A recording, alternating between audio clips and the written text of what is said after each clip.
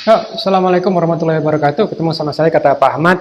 Terkait dengan vaksin, salah satu narasi yang berkembang di internet adalah bahwa vaksin adalah konspirasi bisnis pengembang vaksin. Saya Ahmad Utomo, konsultan biologi molekuler independen, bukan karyawan dari industri vaksin. Saya tidak dibayar oleh industri vaksin, tapi saya ingin berusaha menjelaskan apakah benar inilah konspirasi vaksin dari bisnis besar, gitu ya. Nah, memang tidak dipungkiri ada bisnis terkait dengan beberapa vaksin seperti vaksin HPV misalnya, yang sekarang digunakan untuk mencegah kanker serviks. Di Jakarta, orang masih harus membeli dengan uangnya sendiri. Tapi sekarang kita fokus ke vaksin COVID, dan kita akan melihat kerumitan yang dihadapi oleh pengembang vaksin terkait dengan upaya untuk mencegah terjadinya COVID pada populasi yang beresiko, minimal mereka tidak mendapatkan gejala berat. Jadi kalau kita lihat bagaimana rumitnya ya. Jadi salah satu juga pertanyaan yang ada di benak orang, di banyak netizen adalah kok bisa sih membuat vaksin cepat banget gitu ya. Nah, kita lihat cerita dari salah satu pengembang vaksin dari Pfizer, yaitu oleh oleh pasangan suami istri, yaitu namanya Dr. Ugur Sahin dan istrinya saya lupa namanya siapa ya. Nah, tapi mereka adalah satu pasangan yang sebetulnya unik. Mereka punya passion terkait untuk mengembangkan vaksin kanker. Nah, jadi kalau kita lihat di sini bahwa katakan di sini ada kanker gitu ya. Nah, kanker di sini, kanker itu mutasinya banyak sekali. Dan harapannya adalah dari pasutri ini, mereka berusaha mutasi-mutasi itu akan mereka pelajari. Nah, jadi mereka akan lihat mutasi yang terjadi ya pada pasien-pasien kanker ini, dan memang ternyata pasien kanker ini mutasinya tidak seragam, tidak sama. Ada yang mutasi di gen A, pasien lain di pasien lain di mutasi gen B, pasien yang lainnya mutasi di gen C gitu. Nah, karena tidak ada gen yang sama, ya jarang ada kesamaan.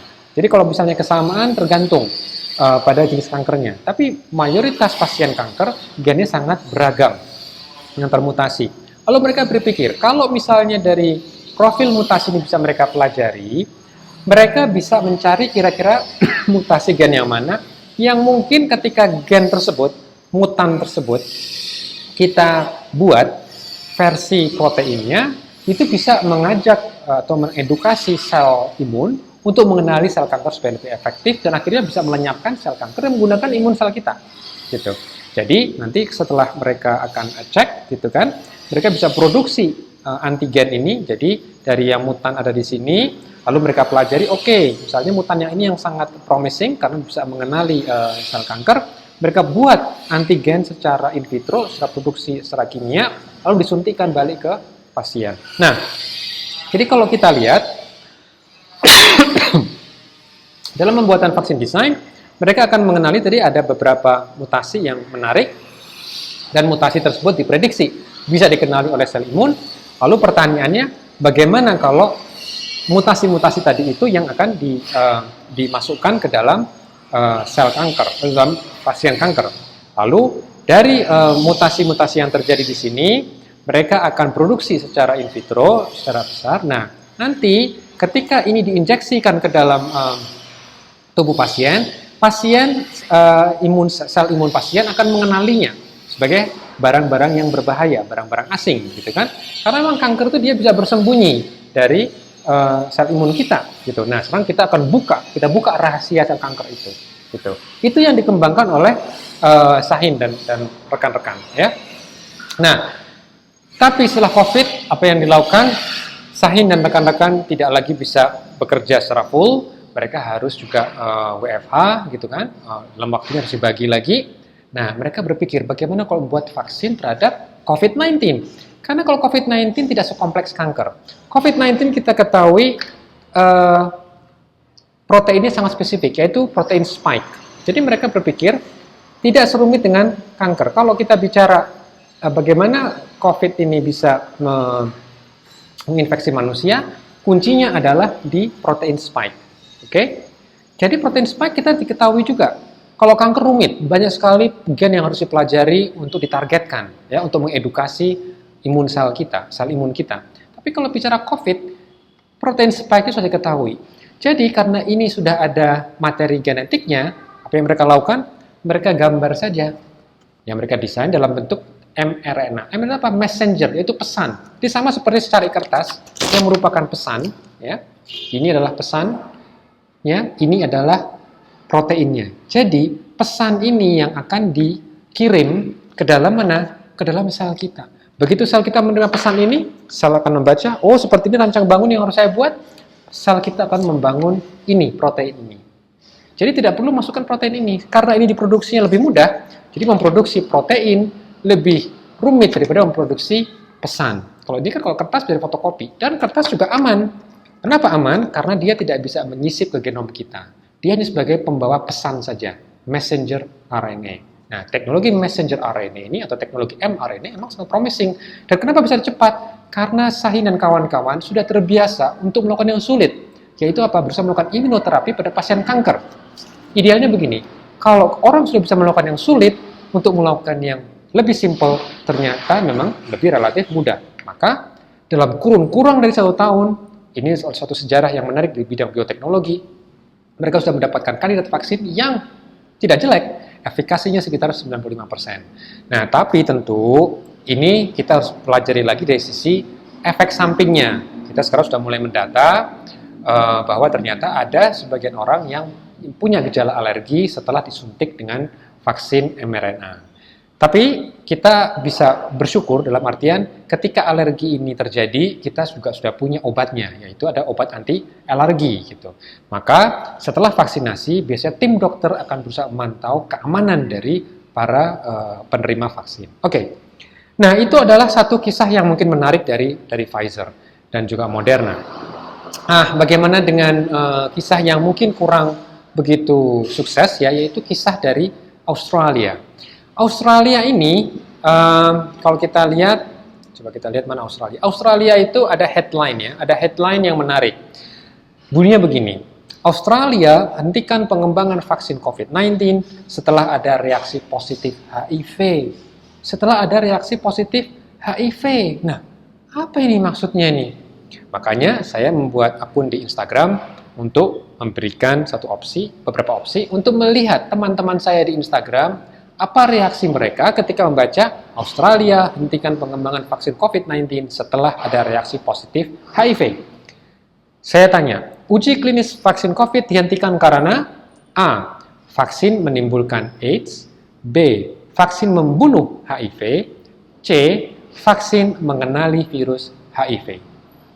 Oke, kira-kira Anda pilih yang mana? Yang A, yang B, atau yang C? Silakan tulis di komentar, gitu ya.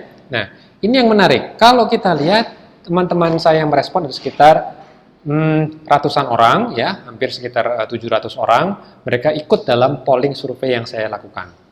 Apa yang mereka apa pendapat mereka? Sekitar 225 menganggap uji klinis di Australia dihentikan karena vaksin menimbulkan AIDS. Sementara sekitar 27 teman saya di IG mengatakan bahwa ini dibatalkan di Australia karena vaksin bisa membunuh HIV. Namun, untungnya ada sekitar 341 rekan saya di IG mengatakan dibatalkannya uji vaksin di Australia karena vaksin ternyata mengenali virus HIV. Ya, jadi apa ini maknanya ya? Mengenali virus HIV. Bukan itu jadi bagus ya? Jadi kita punya double vaksin terhadap COVID-19 dan vaksin terhadap HIV. Oh, nggak seperti itu. Ini alasan utamanya kenapa mereka suntikan itu. Tapi sebelum itu, saya akan ceritakan dulu strategi yang dilakukan oleh tim Australia. Jadi mayoritas dari 3 kandidat vaksin yang sudah kita ketahui sekarang, mayoritas mereka mentargetkan protein spike, ya, mentargetkan ini karena protein spike diyakini adalah kunci untuk infeksi manusia. Bahwa protein spike ini kan sendirian, ya, seakan-akan sendirian ada di sini, ya, di sini, gitu kan? Dia lokasinya seakan-akan sendirian. Padahal sebetulnya kalau kita lihat secara mikroskopis, mereka tidak sendirian. Mereka tuh ada seperti ini. Mereka berbentuk trimer namanya. Jadi 3 protein spike bersama-sama. Inilah yang mereka akan bisa menginfeksi sel manusia. Jadi ada namanya kelompok trimer. Mereka bekerja secara berkelompok. Berkelompok secara 3-3, ya.